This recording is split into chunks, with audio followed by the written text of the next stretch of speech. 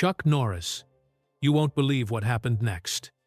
Imagine a man whose whole image was built on quiet discipline and old-school honor. And then, at 85, he finally dropped the silence and named the people he could never forgive. Ready for some Hollywood shockers?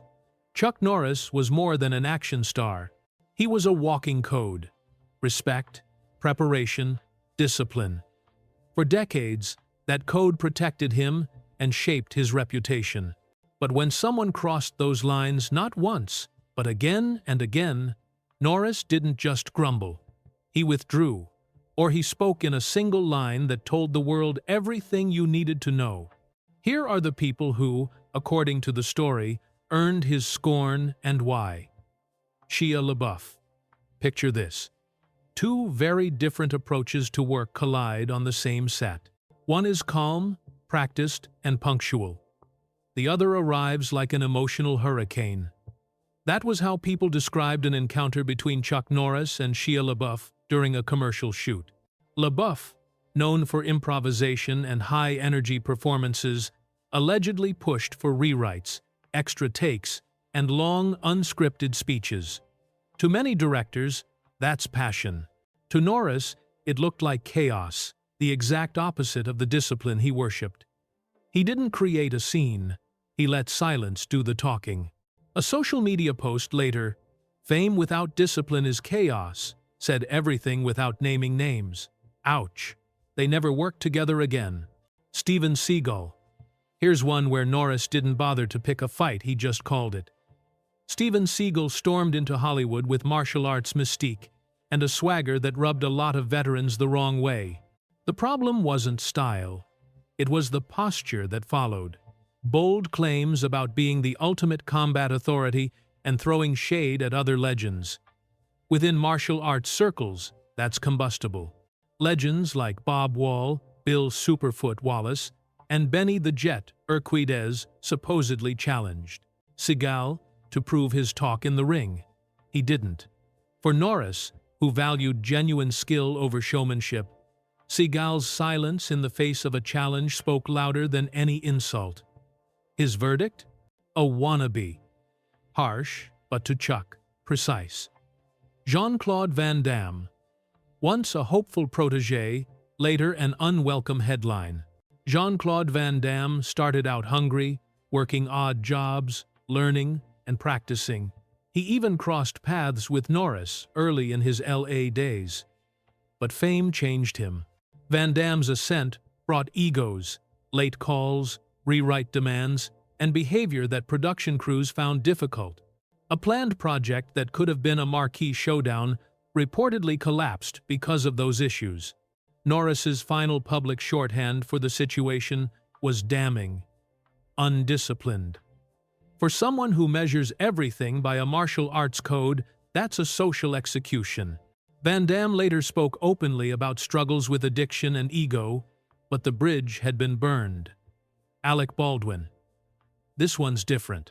Alec Baldwin never shared a fight scene with Norris, yet they existed on opposite sides of a cultural fence. Baldwin's impersonations and comedy, especially his well-known sketches, landed as entertainment to some and mockery to others. Norris, who has long worn his political beliefs publicly, saw such portrayals as attacks on values he holds dear. Instead of a personal feud, this became a cultural clash. Satire versus solemnity, parody versus patriotism. Norris's barbs about Hollywood elites who ridicule faith and tradition read like a shot fired across Baldwin's bow, indirect but unmistakable. Bruce Lee. This is the knot that never untied. Bruce Lee and Chuck Norris shared respect, training sessions, and an iconic fight scene in The Way of the Dragon. On screen, it was a masterpiece. Off-screen, however, the public couldn't stop asking the same question: who would win for real? That comparison annoyed Norris. It wasn't a personal attack on Lee, he loved and respected him. But the media's relentless framing turned friendship into rivalry. People wanted a winner, not a celebration of two practitioners pushing the art forward. The debate carried on long after Lee's tragic death. And Norris spent part of his career trying, in his way, to steer the conversation back to discipline over spectacle. Michael Moore. This is where Hollywood headlines meet ideology.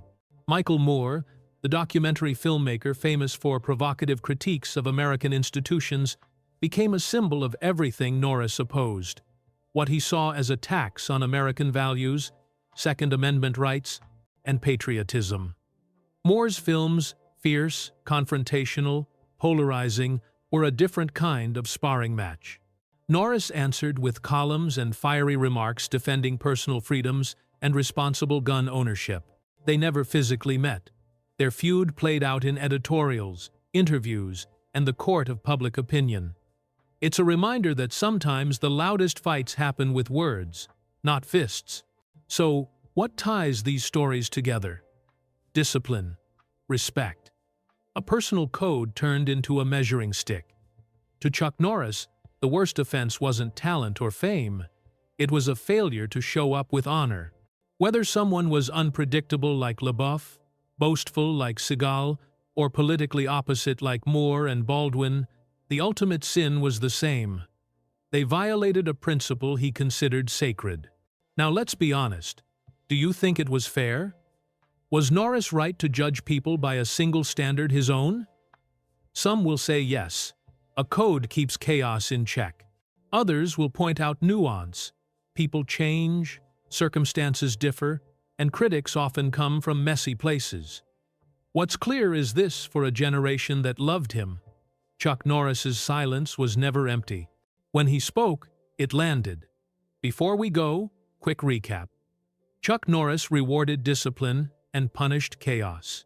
Shia LaBeouf, Steven Seagal, Jean-Claude Van Damme, Alec Baldwin, Bruce Lee, and Michael Moore each represent a different way someone can cross that line. Unpredictability, bravado, ego, political satire, legacy comparisons, and ideological opposition. Some of those confrontations were public. Some were just implied comments and loaded silences. All of them helped shape the legend that is Chuck Norris.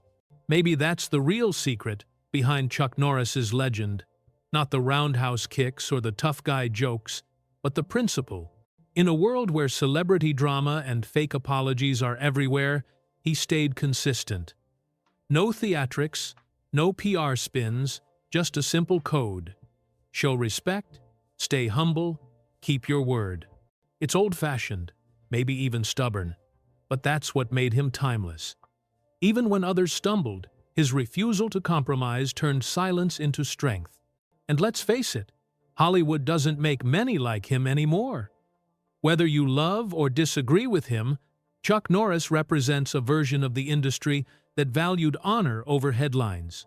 His grudges weren't about ego, they were about standards. And maybe that's why, even at 85, when he finally spoke out, the world stopped to listen. Because when a man who's spent a lifetime mastering control finally decides to speak, you know it's something worth hearing. Which feud surprises you the most? Who do you think deserved his silence and who didn't? Drop your thoughts in the comments.